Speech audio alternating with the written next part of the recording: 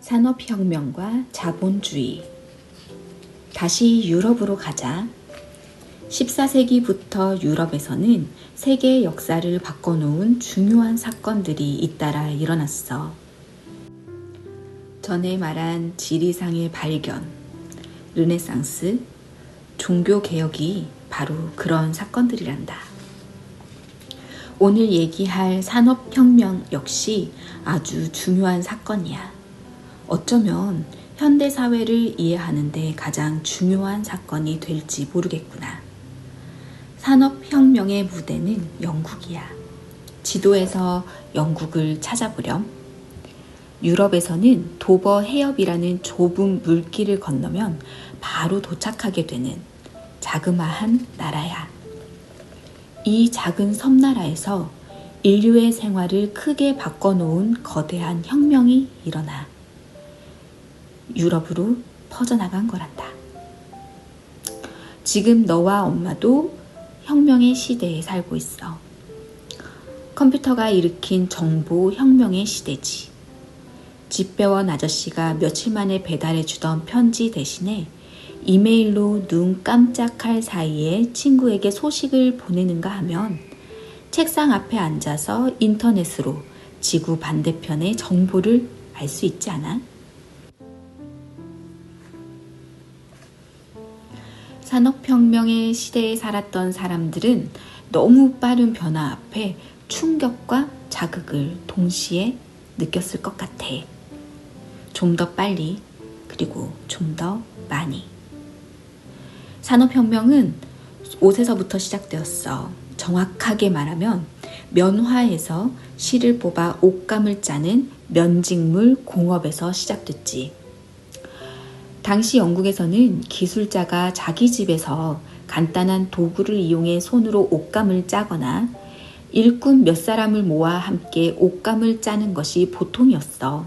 이러한 방식을 어려운 말로 공장제 수공업, 매뉴팩처라고 해. 필요한 옷감은 자꾸 많아지는데 이런 방식으로는 필요한 만큼 빨리 옷감을 만들어낼 수 없었어. 그래서 사람들은 궁리했지. 좀 더 빨리, 좀 더 많이 만들어내려면 어떻게 해야 하나 하고 말이야. 그 결과 탄생한 것이 기계란다. 물론 전에도 기계 비슷한 것이 있긴 했어. 그건 아주 간단하고 조그만 도구였지. 새로 탄생한 기계는 이전의 도구와는 비교할 수 없을 만큼 거대하고 복잡한 것이었단다. 최초의 기계는 1733년 랭커서에 사는 직포공, 옷감을 짜는 기술자야. 존 케이가 발명한 자동 배틀이었어. 그때까지는 사람이 한 손으로 북을 들고 세로로 맨 날실 사이로 북을 일일이 통과하며 옷감을 짜야 했지. 그런데 존 케이는 북의 줄을 달아 자동으로 왕복하게 했어. 그 결과 옷감 생산량이 2배로 늘어났단다. 같은 시간에 전보다 2배나 많은 옷감을 짜게 된 거야. 그러자 이번엔 실이 모자라게 되었어. 실이 있어야 옷감을 짜잖아.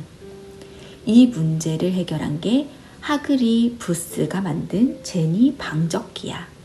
제니 방적기는 동시에 8개의 줄을 움직여서 한 번에 많은 실을 뽑을 수 있게 한 기계란다.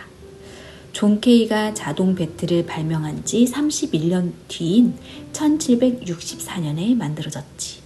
그리고 아크라이트는 제니 방적기를 수력으로 움직이게 했고 뒤이어 1779년에는 크럼프턴이 제니 방적기와 수력 방적기의 장점을 살려 뮬 방적기를 만들었어. 그런데 수력을 이용한 기계들은 얼마 안 가 곤란한 문제에 부딪히게 되었어.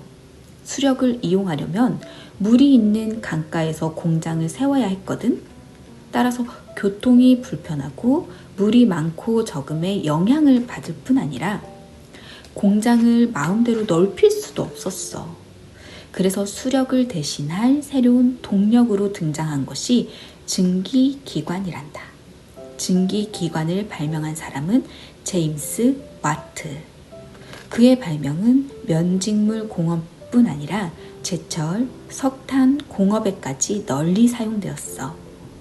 증기기관 덕택에 대규모 공장이 세워지게 된 거지. 교통수단의 발달. 기계공업의 발달과 함께 교통수단도 발달하기 시작했어. 예전에 말이나 마차로는 공장에서 쓸 원료와 다 만들어진 물건을 실어 나를 수가 없었거든. 한꺼번에 많은 양을 멀리까지 실어 나를 수 있는 새로운 교통수단이 필요했어. 그래서 증기기관을 이용한 새로운 교통수단이 등장했단다. 기관차와 기선이 바로 그거야. 영화에서 하얀 연기를 푹푹 내뿜으며 달려가는 기관차를 본 적 있니? 기관차는 1814년 스티븐슨이 발명했어. 스티븐슨의 기관차는 90톤이 넘는 열차를 끌고 리버풀에서 맨체스터까지 시속 16에서 23km로 달렸단다. 시속 16에서 23km는 지금 같아서는 되게 느린 속도지만 당시엔 놀라운 일이었어. 그 기관차의 이름이 무엇이었는지 아니? 로켓호였대. 기선을 발명한 사람은 미국의 풀턴이야. 그는 스티븐슨의 기관차보다 먼저 기선을 발명해서 허드슨 강을 시속 4노트로 달리고 1819년에는 대서양을 29일 만에 건넜단다. 콜럼버스가 대서양을 건너는데 69일이 걸렸지? 콜럼버스가 탔던 배는 커다란 도슬단 범선이었어. 증기기선은 29일 만에 건넜으니 시간을 절반 이상이나 단축한 셈이구나. 교통이 발달하면서 사람들의 생활은 전보다 편리해졌어. 사람들은 식료품과 일용품을 손쉽게 구할 수 있게 되었고 먼 거리를 빠르고 편안하게 여행할 수 있게 되었지. 이렇게 교통수단의 발달은 사람과 물자의 교류를 더욱 촉진시켜서 산업혁명의 발걸음을 한층 빠르게 했단다. 산업혁명과 자본주의. 산업혁명은 전에는 없던 새로운 질서를 만들어냈어. 큰 돈을 갖고 공장이나 회사를 세워 그 주인이 된 사람들과 공장이나 회사에서 일하면서 일한 대가를 받아 생활하는 사람들을 중심으로 하는 질서야. 이 새로운 질서를 어려운 말로 자본주의라고 해. 공장이나 회사 사람을 자본가라고 하고 일한 대가를 임금으로 받아 생활하는 사람을 노동자라고 해. 엄마는 노동자야. 기계공업에 밀려 일감을 잃은 수공업자나 가난한 농민들이 노동자가 되었지. 가난한 집 아이들은 요즘 아이들이 유치원에 다닐 나이부터 공장에 다녔단다. 자, 이제 산업혁명이 무엇인지, 산업혁명이 사람의 생활을 어떻게 바꿔 놓았는지 알겠지? 영국에서 시작된 산업혁명은 유럽으로 퍼져나갔고 유럽 여러 나라는 제각기 산업혁명을 치르며 자본주의 사회로 변화했어. 또 자본주의는 세계로 퍼져나갔지. 지금 우리는 이 자본주의 사회에 살고 있는 거야. 산업혁명 당시의 노동자들의 생활은 어땠을까? 임금은 아주 적고 일하는 시간은 하루 종일이다시피 했어. 더구나 공장의 환경은 지독히 더럽고 비위생적이었단다.